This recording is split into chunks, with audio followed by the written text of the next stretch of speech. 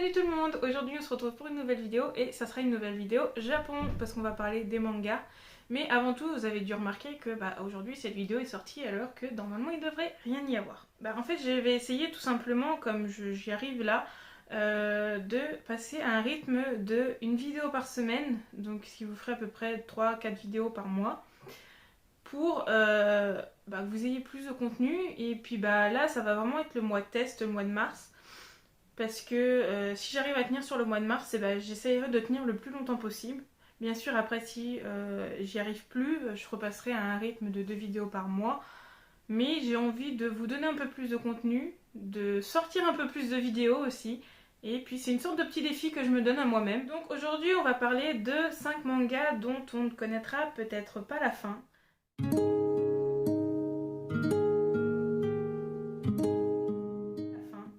Et je pense que ne pas connaître la fin d'un manga, c'est une des choses que tout lecteur de manga redoute.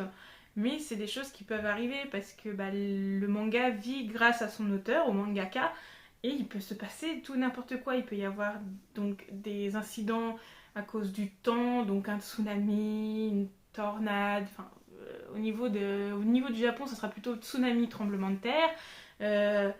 Certains mangaka, ça peut être tout simplement la santé, hein, une maladie qui frappe, tout ça. Donc j'avais envie de parler de 5 mangas dont on n'aura peut-être jamais la fin, et vous allez voir que, je vous préviens tout de suite d'ailleurs, que ce sont quand même d'assez vieux mangas, parce que justement les auteurs sont quand même un peu âgés, et on va voir des fois que en fait c'est tout simplement d'autres choses, et que la flemme, la flemme ça peut des fois apporter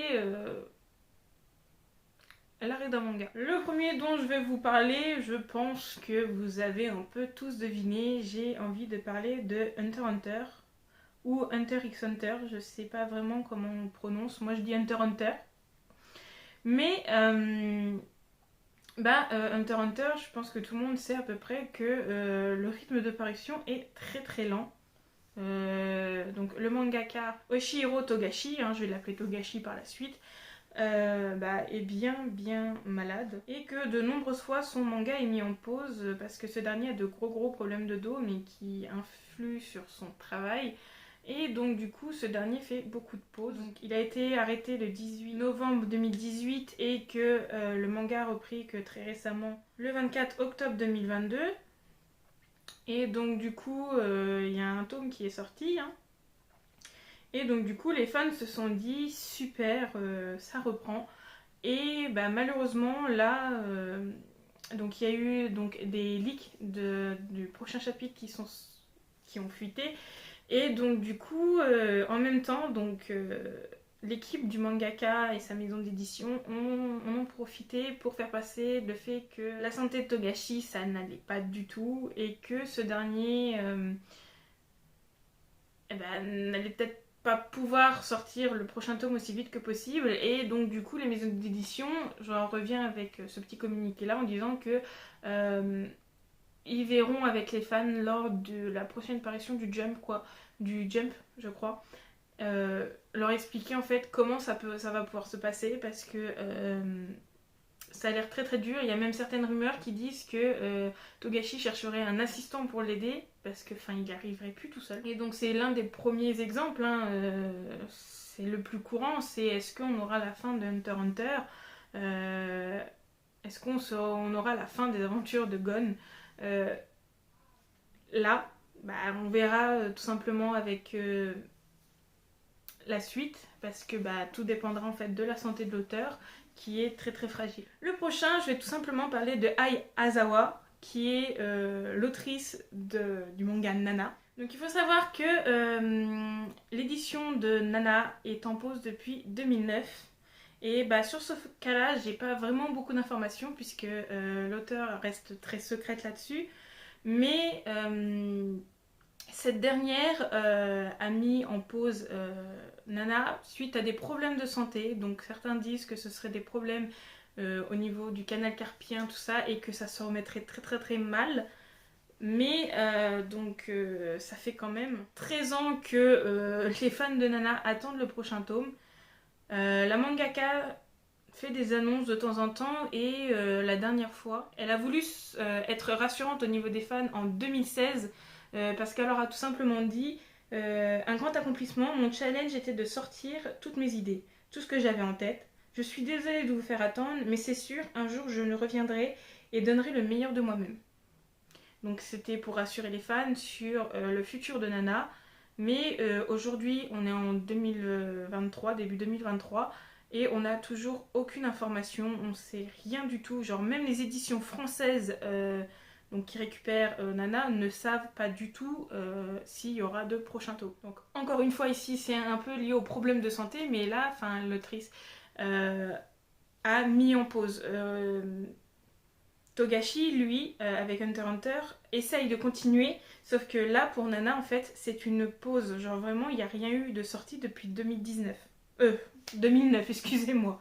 Ici, comme je vous l'ai dit dans l'introduction, on va parler de flemme. Parce que vraiment, personne ne le dit vraiment, mais c'est comme ça que je le prends. Parce que ici, on va parler d'un manga, donc, qui est Bastard, qui est un manga où plus les années passent, moins il y a de tomes qui sortent. J'en rigole un peu parce que la situation est quand même pas mal comique. Donc c'est un manga de Kazushi Agiwara. Au début, le manga sort, il n'y a pas de souci, on a le droit à plusieurs chapitres, plusieurs tomes par an. Assez nombreux quand même. Mais arrivé 99, on arrive à une dose de 4 tomes par an. Ce qui reste encore assez correct à ce niveau-là. Et à partir de 2000, c'est la vraie débandade. Vraiment, genre, c'est chaotique. Donc, des fois, on va avoir le droit en 2022 à 2 tomes. Ensuite, il va disparaître 1 an, il va ressortir un tome. Il va disparaître 2 ans, il va ressortir 2 tomes. Et plus les années passent, plus... là, dernièrement... le dernier tome qui est sorti... on est quand même arrivé à un tome, et les 2 années d'avant il n'y avait rien eu, là on n'a rien de nouveau. Et donc à ce moment-là, donc l'équipe et le mangaka vont tout simplement dire que le rythme de parution est plus lent puisqu'ils ont décidé de faire une réédition, de reprendre les dessins, tout ça, de Bastard. Et donc du coup, comme il y a une réédition, les tomes mettent plus de temps à sortir. Je veux bien qu'au début, ça soit une organisation à faire. Il faut mélanger les équipes, qui continue, qui fait la réédition. Mais vraiment, genre, arriver là, surtout qu'il y a quand même pas beaucoup de tomes, quoi. Et on n'a plus rien. Donc je veux bien que ça soit une réédition, mais à partir d'un moment, la réédition, elle est lancée. L'équipe qui doit s'en occuper s'en occupe, et vous reprenez votre truc, quoi. Même si en effectif réduit, vous sortez peut-être, au lieu de 4 tomes par an, vous en sortez 3. Et 3, je trouve que c'est déjà quand même pas mal. C'est pas des aussi gros mangas comme My Hero Academia, One Piece, tout ça. Là, c'est un manga moins connu, donc s'il y a moins de sorties, c'est pas bien grave, quoi. Mais là, on est quand même arrivé à un tome tous les 2-3 ans, quoi. Donc, si tu veux stopper ton projet, stoppe-le. Mais ne laisse pas les gens attendre. Moi, pour ma part, c'est plutôt une non-envie, une flemme de finir ce truc-là. Il s'est lassé. Et donc, du coup, il s'est dit, on va réduire le rythme de parution. Je vais m'en occuper quand j'ai envie de le faire. Et puis, si ça se trouve, ça m'étonnerait même pas, en fait, qu'arrive à un moment, on se retrouve plus sans aucune nouvelle et que ce manga n'ait aucune fin. Donc après les maladies, la flemme, on a les problèmes judiciaires.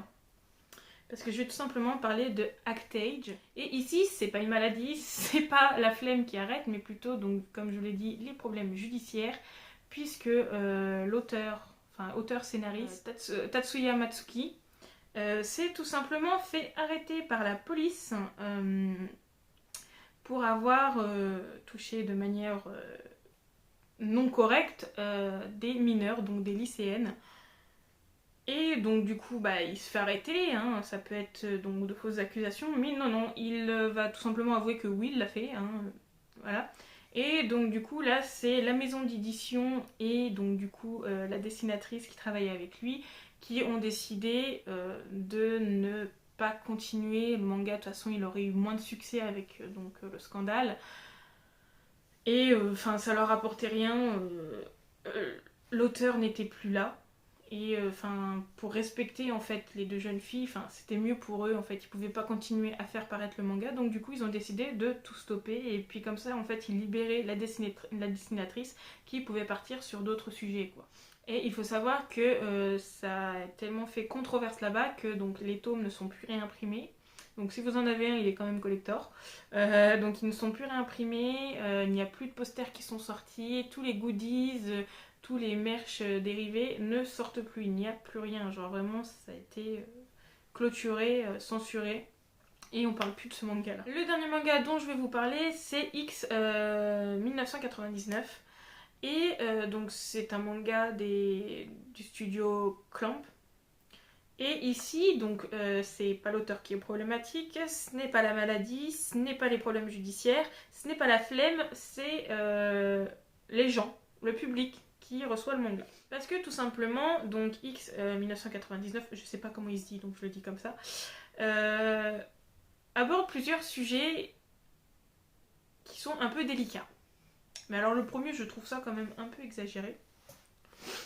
C'est que donc dans l'univers du manga, à un moment, il se passe des tremblements de terre. Vous allez me dire, oui, pourquoi ça choquerait les Japonais parce que c'est quelque chose de très courant chez eux. Mais donc du coup, genre quand le manga sort, il se passe le tremblement de terre de Kobe en 1995.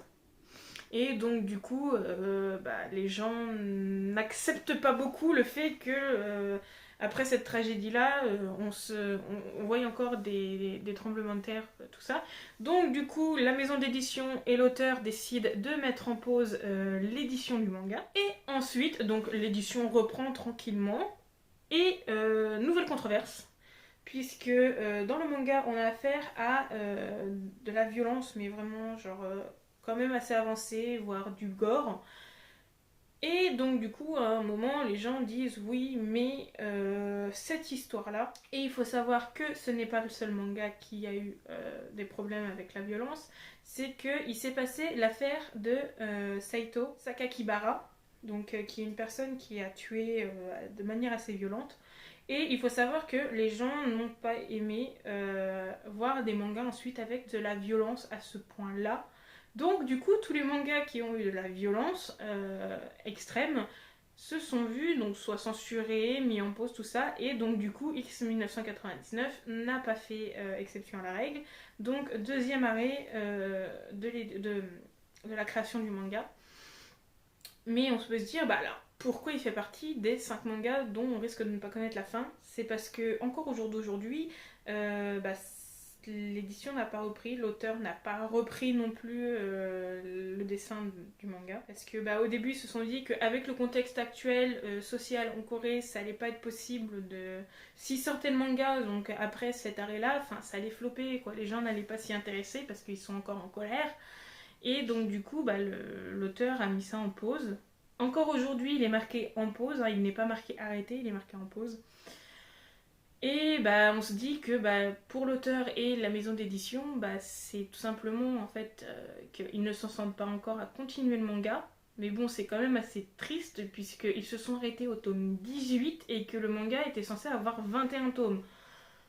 Donc pour 3 tomes, c'est triste de ne pas avoir la fin de l'histoire. Donc on arrive à la fin de la vidéo.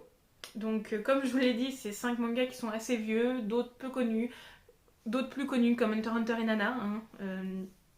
Et comme je dis, c'est un peu les fans qui prennent à partir de ce moment-là, puisque c'est eux qui attendent la suite de leurs œuvres. Certains sont très attachés. Quand j'ai fait mes recherches, j'ai vu que beaucoup de personnes étaient très attachées à Nana et que ça leur fait un peu de mal de voir que il n'y a pas de suite, ils n'ont pas de nouvelles, ils savent pas si même ils auront une fin à leur manga. Enfin, dans tous les cas, j'espère que cette vidéo vous aura plu. N'hésitez pas à me dire en commentaire si vous connaissez en fait d'autres mangas qui ont été arrêtés, ce que vous pensez vous de ce genre d'arrêt. Bon, après pour maladie tout ça, ça va être compréhensible, mais par exemple dans le cas de Bastard, dites-moi vraiment si c'était genre dans ce cas-là, genre c'était la flemme, est-ce que vous seriez en colère de ne pas avoir la suite ou que la personne explique tout, en fait pas simplement qu'elle ne veut plus finir son manga. Donc n'hésitez pas à me dire en commentaire. N'hésitez pas aussi à me dire des sujets que vous voulez que j'aborde au niveau des mangas parce que je fais beaucoup plus de K-pop parce que c'est ce qui plaît le plus. Mais j'aimerais bien en fait aussi élargir un peu ma communauté manga sur la chaîne. Et donc du coup, bah, dites-moi en fait ce qui vous plairait. Comme ça, je fais des vidéos qui vous plaisent. Parce que là, j'ai un peu de mal à trouver des idées aussi. Parce que c'est difficile si on part pas dans des tops de puissance, présentation de manga. C'est assez dur. J'aimerais plus faire de vidéos comme le rôle de la femme dans les mangas. Tout ça, c'est des vidéos que j'adore faire. Donc n'hésitez pas à me donner des idées en commentaire. À vous abonner aussi, ça fait toujours plaisir. Et bah bonne journée, bonne soirée en fonction à l'heure où vous regardez cette vidéo. Et surtout, prenez soin de vous.